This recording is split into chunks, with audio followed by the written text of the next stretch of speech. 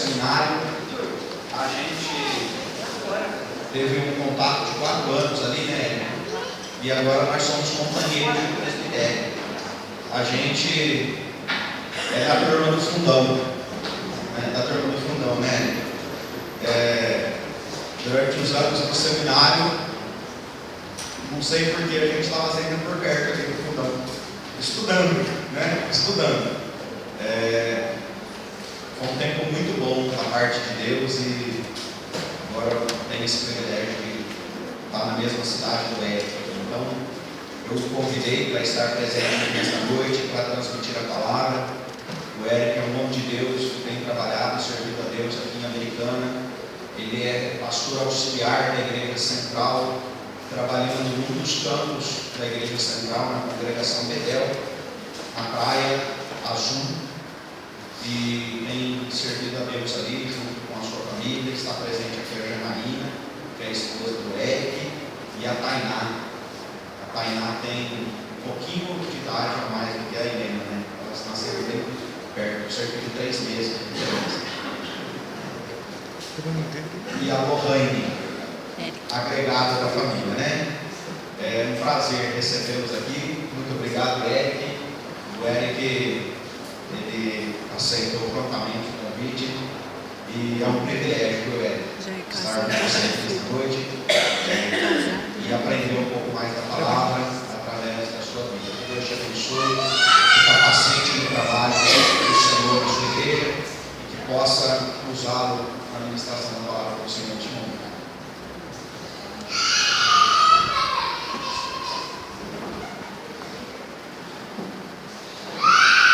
Vamos abrir a palavra do Senhor, meus irmãos, no livro do profeta Jeremias, capítulo 1.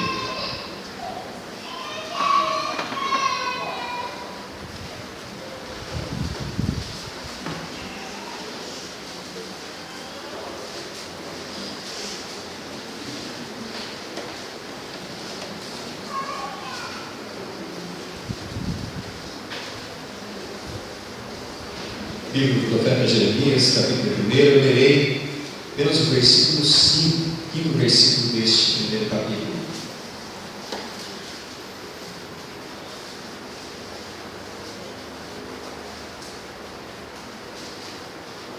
Contrário aí.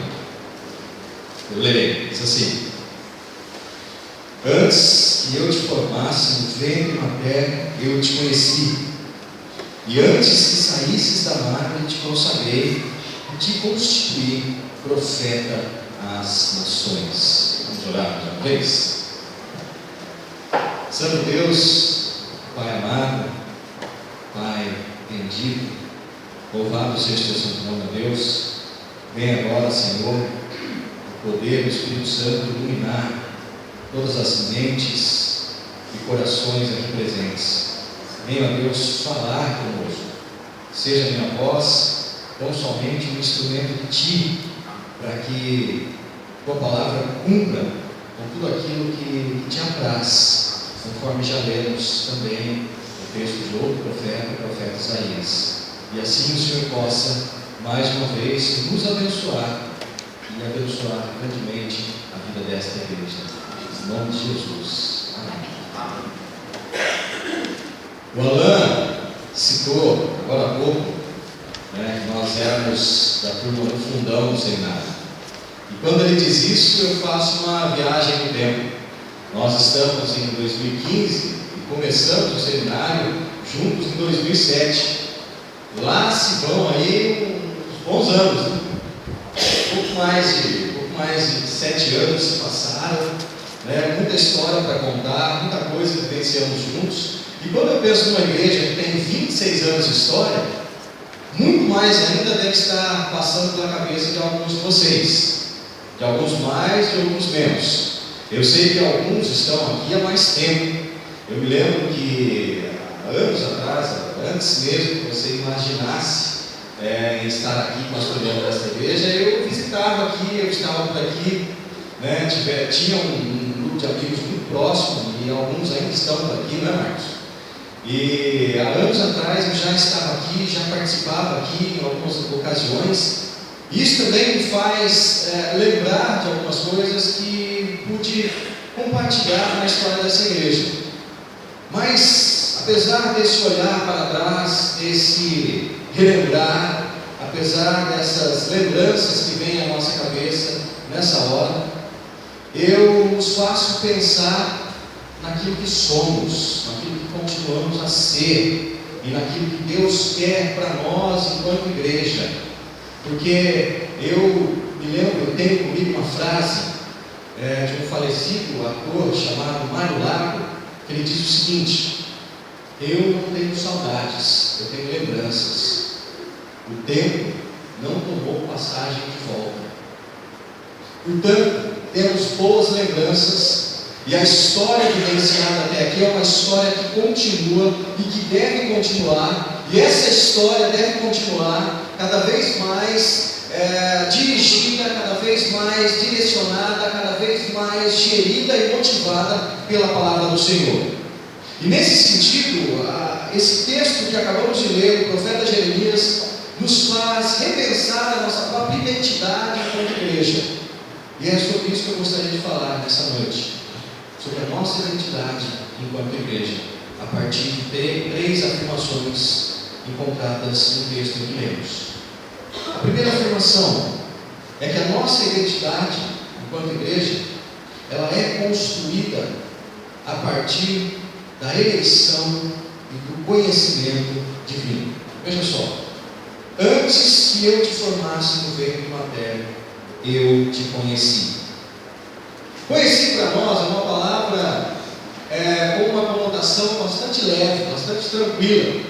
Por exemplo, você chega para alguém e diz assim: você conhece fulano de tal? Mora em tal lugar, tal rua, tal número? E aquela pessoa responde: conheço. Mesmo que ela não tenha um conhecimento muito profundo, mesmo que ela não saiba muitas coisas, mesmo que não haja uma intimidade muito grande, para nós a palavra conhecer é uma palavra relativamente leve, relativamente rasa, sem a profundidade que ela tem na língua hebraica. Mas na língua hebraica, quando Deus afirma que conhece alguém, Ele está fazendo uma afirmação que é por demais significativa e profunda. Porque quando Deus diz a Jeremias: antes que eu te formasse no ventre materno, eu te conheci, Deus está revelando ao seu profeta que ele é conhecido por Deus antes mesmo de se conhecer, ou antes mesmo que ele pudesse conhecer qualquer coisa da sua história. Portanto, a nossa história ela não começa com a gente mesmo. E a história desta igreja, ou de qualquer igreja cristã, não começa com ela mesma, mas começa lá nos planos, nos decretos eternos do nosso Deus para nós. Antes que você se conhecesse como igreja presbiteriana do Jardim das Oliveiras, Deus já te conhecia. Quando pensamos no conhecimento de Deus, estamos nos referindo a algo eterno. E a eternidade é algo que extrapola a nossa razão. Porque a razão humana é uma razão que está ligada ao conceito de tempo. Então, sempre que pensamos dentro do tempo. Quando o Alan foi fazer uma citação aqui da nossa história pessoal, entrelaçada aí, eu brincava com ele dizendo: mundo pequeno. Nós nos encontramos no seminário e anos depois nós nos encontramos no mesmo presbitério, pastoreando igrejas da mesma região. Mas veja só, a nossa história ela é contada dentro de um certo período de tempo. Mas nos propósitos de Deus, a nossa história começa muito antes que o próprio tempo pudesse existir. E é uma história já ligada a Deus de uma maneira muito íntima, de uma maneira muito próxima, de uma maneira muito pessoal.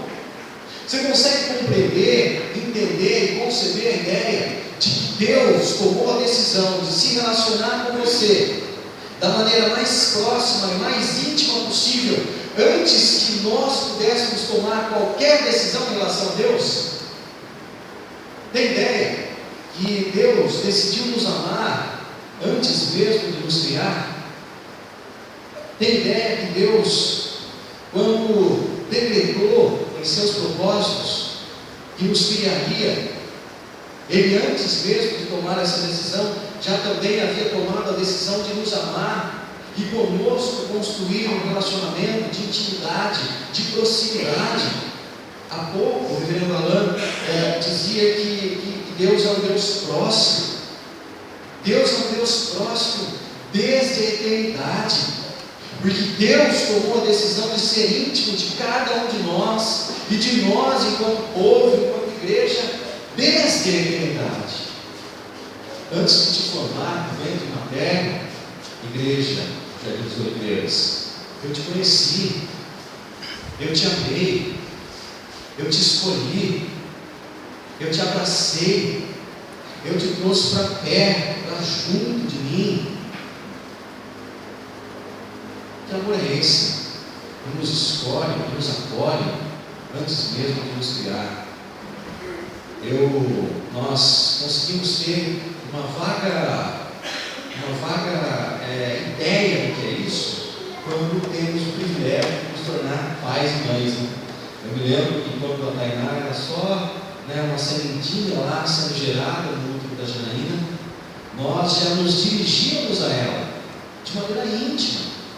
Eu me lembro da Janaína deitada durante a noite, conversando com a Tainá, falando com a nossa filha, dialogando com ela, dizendo o quanto ela já era amada, dizendo o quanto ela já era querida, dizendo o quanto ela era esperada e desejada. E a Tainá sequer tinha noção que isso estaria acontecendo ali lá fora. Deus vai além, antes mesmo que fôssemos uma sementinha ali sendo gerada no interior das nossas mães, Deus já havia tomado a decisão eterna. Não é uma decisão passageira, não é uma decisão transitória, mas uma decisão eterna de nos conhecer, de nos amar e conosco se relacionar. Os gregos tinham lá uma afirmação, na sua filosofia, se não me engano, era uma afirmação de Sócrates: conhece-te a ti mesmo. Mas a Escritura nos convida a conhecer primeiro ao Senhor.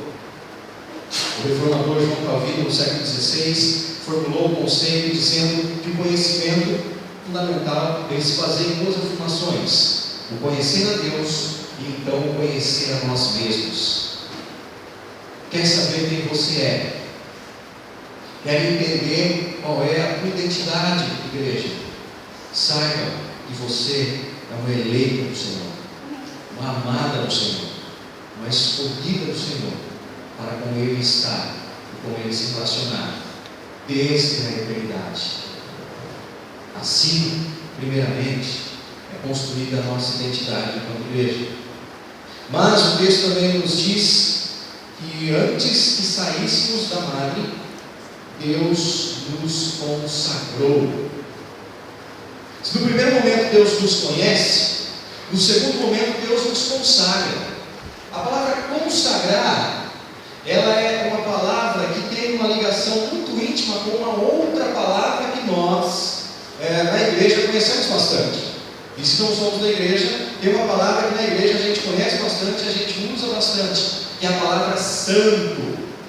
Quando Paulo vai dirigir as suas epístolas às igrejas, por exemplo, a igreja de Corinto, ele escreve aos santos da igreja de Corinto. Veja, além de Deus nos conhecer, Deus nos consagrou, Deus nos santificou. Mas quem é consagrado, quem é santificado? É consagrado, é santificado para algo, para um porquê, para uma razão, para um objetivo. Não existe santificação que não tenha um porquê, que não tenha uma razão, que não tenha um objetivo. Não existe consagração que não seja para uma finalidade. Então nós, enquanto igreja de Jesus Cristo, enquanto discípulos do Senhor, somos consagrados pelo Senhor. Mas consagrados para quê? Consagrados para a sua obra. Jeremias viveu num tempo de muita tensão política, porque Jeremias viveu num tempo muito iminente ao tempo da conquista dos babilônicos ali na região da Palestina. Um novo império vinha se levantando com força e vinha conquistando tudo que estava ao seu redor. Nabucodonosor vinha conquistando tudo aquilo que ele podia conquistar. E a própria Judá e Jerusalém estavam na mira desse conquistador, uma vez que o povo de Deus estava quebrando a aliança que haviam feito com o Senhor, e portanto aquele era um momento de grande tensão política e de grande tensão religiosa. Judá experimentou reis terríveis, um deles Manassés, que trouxe para dentro da história do povo de Deus uma idolatria muito grande, um desvio, um abandono enorme da aliança que Deus havia feito com o seu povo. Jeremias, ao lado de um outro rei, o rei Josias, promoveram uma reforma religiosa. Sim, reforma religiosa não é coisa do século XVI, não é coisa de Lutero, não é coisa de Calvino.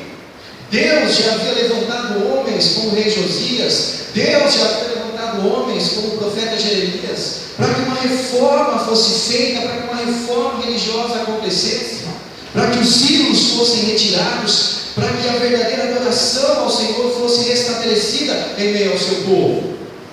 Então veja, antes que saísses da madre, eu te consagrei, Jeremias, para que você pudesse participar, para que você pudesse se envolver, para que você pudesse se dedicar aos meus planos, aos meus propósitos, à minha obra. Portanto, toda a igreja existe e foi consagrada para participar ativamente dos planos e das obras que o Senhor está realizando. Nós nunca fazemos o primeiro movimento, nós nunca temos a primeira atitude. Os planos que fazemos, eles são planos derivados da palavra de Deus, da vontade do Senhor para as nossas vidas. Toda a igreja constrói o seu projeto, ou sabe-se lá como vocês queiram chamar, o seu ministério, enfim, a partir do que Deus nos fala, a partir do que o próprio Deus está fazendo. O que Deus estava fazendo nos tempos de Jeremias? Uma reforma. Judá e Jerusalém precisavam ser reformadas, precisavam voltar à palavra, precisavam voltar à aliança, precisavam voltar à fidelidade, precisavam voltar ao compromisso com um único Deus. Porque os ídolos das nações, eles se tornaram uma religião muito atrativa, porque eram ídolos que serviam a todo tipo de desejos, vontade e necessidade humanos. E veja só, olhe para o nosso contexto religioso. As pessoas estão sendo atraídas pelas igrejas não para servir a Jesus Cristo, nosso Senhor. As pessoas estão sendo atraídas para as igrejas para que Deus possa ser uma ponte, para fazê-las alcançar seus santos desejos, suas santas vontades e suas santas necessidades. Um pastor presbiteriano chamado Eugene Peterson chama isso de trindade substituta. Ao invés de nos prostrarmos e de servirmos ao Pai, ao Filho e ao Espírito Santo, transformamos o Pai, o Filho e o Espírito Santo em objetos para que os nossos santos desejos, as nossas santas vontades e as nossas santas necessidades sejam prontamente atendidas pelo Pai, pelo Filho e pelo Espírito Santo. Afinal de contas, eles são poderosos para fazer mais do que pedimos ou pensamos, pastor Alain. E portanto, estamos aqui para que Deus realize os nossos santos desejos, santas vontades e santas necessidades. E por um acaso, os ídolos dos povos cananeus, onde Israel se estabeleceu, se tornaram esses ídolos a serviço dos desejos humanos. Mas Deus chama o seu profeta para dizer ao povo: voltem à minha aliança, voltem à minha palavra, voltem ao compromisso que eu estabeleci com vocês, reformem esse país, essa cidade, esse povo desgastado pela idolatria, pelo pecado. Toda a igreja existe para ser consagrada, e a obra do Senhor nós somos consagrados. E alguém poderia perguntar: qual é a obra do Senhor hoje nos nossos dias. O que é que Deus está fazendo hoje nos nossos dias, aqui e agora? Deus está salvando. Em uma palavra, salvação. E portanto a igreja é consagrada à obra de salvação que Deus está realizando através de seu Filho Jesus Cristo. Antes que saíssemos da madre, antes que fôssemos concebidos pela nossa mãe, Deus nos consagrou para a obra da salvação. Nós não somos apenas alvos da salvação, nós não somos apenas salvos em nome do Senhor e Salvador Jesus Cristo. Nós somos instrumentos do mesmo Salvador que nos salvou, para que outras vidas sejam salvas, alcançadas, redimidas, transformadas, justificadas e santificadas em nome de Jesus Cristo, nosso Senhor. Portanto, somos consagrados à obra que o próprio Deus está realizando. Veja, o caminho é se consagrar cada vez mais. O caminho é se dedicar cada vez mais. O caminho é se envolver cada vez mais. Vocês têm um jovem pastor, cheio de entusiasmo, de vontade. Envolvam-se, dediquem-se, abracem essa causa como nunca antes na história de vocês. Eu gosto muito da palavra entusiasmo no grego, porque entusiasmo no grego, se não me engano, se não me falha a memória, significa estar cheio de Deus. Entusiasmem-se com a obra da salvação, motivem-se com a obra da salvação. Sabe, aquela criança que acabou de ganhar aquele brinquedo tão sonhado e que dá pulos de alegria, que se empolga com aquele negócio. Empolguem-se com esse negócio de se envolver na obra salvífica que Deus está realizando, porque isso dá sentido, dá significado, dá razão de ser a uma igreja. E sem isso, as igrejas murcham, amarelam, ficam sem vida, como uma planta, sem ser devidamente cuidada. Para concluir, o texto também nos desafia a uma terceira questão. Primeiramente, Deus nos conhece. Segundo, Deus nos consagra. E terceiro, Deus nos dá. Veja só. Antes que eu te formasse no ventre materno, eu te conheci. E antes que saísses da madre, eu te consagrei e te constituí profeta às nações. Constituir é a ideia de Deus entregar. É a ideia de Deus doar. É a ideia de Deus presentear. Um sermão que me marcou bastante durante o nosso tempo de seminário, não sei se o Fernando Balão vai se lembrar, foi o sermão do Carlos Henrique Machado, em que o tema do sermão era: nós somos presentes de Deus para a igreja. Ele se dirigia àqueles meninos jovens, que estavam ali sentados diante dele, o reverendo Carlos Henrique, e ele dizia àqueles meninos: vocês são presentes de Deus para a igreja. Deus está preparando vocês para entregá-los de bandeja à igreja.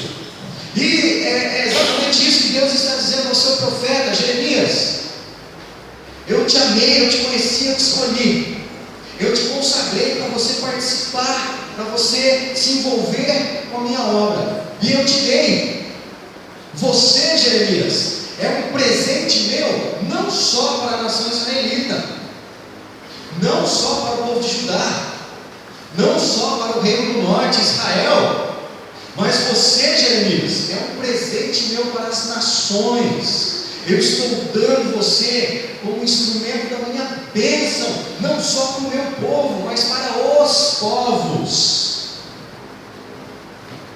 Você já parou para pensar que igrejas cristãs são presentes de Deus para esse mundo? Você já parou um dia, se olhou no espelho e pensou assim: Deus me deu ao mundo, Deus presenteou esse mundo comigo, mas não só com você individualmente, mas conosco coletivamente, enquanto corpo, enquanto igreja, enquanto povo, enquanto comunidade, enquanto discípulos de Jesus Cristo. Somos o presente de Deus ao mundo. Por quê? Porque somos uma igreja profética. E ser uma igreja profética é ser uma igreja que se coloca como voz de Deus ao mundo. O mundo precisa dessa voz. O mundo carece dessa voz. O mundo necessita dessa voz. Ainda que em alguns momentos a gente possa pensar que esse mundo é surdo, que esse mundo não ouve, às vezes até na igreja, nós que somos pastores, às vezes a gente se questiona, porque a gente prega, a gente fala, e a gente vê alguns gestos, algumas atitudes, algumas posturas de algumas pessoas que estão há anos na igreja, e a gente fica se perguntando: será que eles não estão me ouvindo? Ou, em última análise, será que eles não estão ouvindo a voz do Senhor que por nós passa para atingir os seus corações, as suas mentes, as suas vidas? Veja, a igreja é uma representante do Senhor Jesus na terra. Eu gosto muito quando Lucas começa o texto de Atos dos Apóstolos, e ele diz assim, que ele escreveu o primeiro, Teófilo, contando aquilo que Jesus começou a ensinar e a fazer. Mas por que começou? Porque a igreja vai dar continuidade ao que Jesus começou a ensinar e a fazer. A igreja vai reproduzir aquilo que o mestre ensinou. A igreja, enquanto corpo, vai ser guiado pelo seu cabeça e vai dar continuidade à sua obra. Nós somos o presente de Deus nesse mundo. Nós somos a luz que ilumina essa escuridão. Nós somos os instrumentos da voz de Deus para conduzir as pessoas de uma forma clara e objetiva à salvação. Quer algo mais claro e objetivo do que a palavra? Não há. Quando Samuel ouviu aquela voz, Samuel ficou confuso e foi até o sacerdote ali perguntando: fala, Senhor, o senhor quer comigo? O sacerdote lhe falou: não é nada do que você quer comigo, vai lá deitar, rapaz. Pois a voz falou de novo, e mais uma vez Samuel ficou confuso: que voz é essa que está falando comigo? Quem que é esse? É o senhor, sacerdote. Não, o senhor não. Faz o seguinte, filho, quando você ouvir de novo, você diz assim: fala, Senhor, o teu servo ouve. Sonhos, visões e audições nem sempre são claros, mas a palavra é clara, a palavra é objetiva, a palavra é esclarecedora, a palavra é libertadora, a palavra é condutora. Lâmpada para os meus pés é a tua palavra e luz para os meus caminhos. E onde é que Deus, e por onde é que Deus vai falar? Pela sua igreja, por você, por mim, por nós, porque somos presentes de Deus nesse mundo, porque Deus nos deu. Veja só, uma igreja não existe em função dela mesma, uma igreja não existe em função apenas de cuidar de si mesma. Uma igreja não existe em função apenas de manter as suas estruturas, ou de trazer de volta algumas coisas boas que ela viveu no passado. Não, uma igreja existe para ser um presente ao mundo, para ser um contato, um instrumento de Jesus Cristo para iluminar, para esclarecer, para impactar e para transformar o mundo. Às vezes a gente perde de vista a obra grandiosa que a gente está inserido. Às vezes a gente perde de vista que Deus nos embrulhou, colocou lá um adesivinho, uma dedicatória do Senhor para o mundo. E quando as pessoas abrem, o que tem dentro daquele embrulho? Uma igreja, um povo santo, consagrado, amado, conhecido, transformado e enviado para ser luz, para ser agente de transformação, para manifestar ao mundo o amor e a graça do Senhor, mas também para denunciar os pecados e os desvios desses corações depravados pelo pecado. Me lembro que certa vez, já que estamos aqui, contando algumas histórias. Vamos contar mais uma história do seminário. Eu lembro de certa vez o professor chegou para nós e falou, dizendo: algumas igrejas, em nome da graça, têm negociado a verdade. Em nome da graça, as igrejas não falam mais de pecado, porque elas não querem incomodar os pecadores. Em nome da graça, as igrejas e os pastores não desafiam mais o seu povo a uma mudança de vida, a uma transformação, a uma vida de santidade e de integridade diante do Senhor, porque essas igrejas estão mais interessadas a servir e a aumentar o número dos seus membros do que a servir ao Senhor. Por outro lado, existem igrejas que, em nome da verdade, estão negociando a graça. Não falam do amor, não falam da misericórdia, não falam da compaixão, não falam do quanto Deus é acolhedor, do quanto Deus é perdoador, do quanto Deus é tardio em irar-se. E essas igrejas criam um tipo de religião do medo, que se você pisar fora dali 1 milímetro, vai vir um raio do céu na tua cabeça e vai te fulminar, e no mesmo instante você vai cair no fogo do inferno pelos séculos dos séculos. São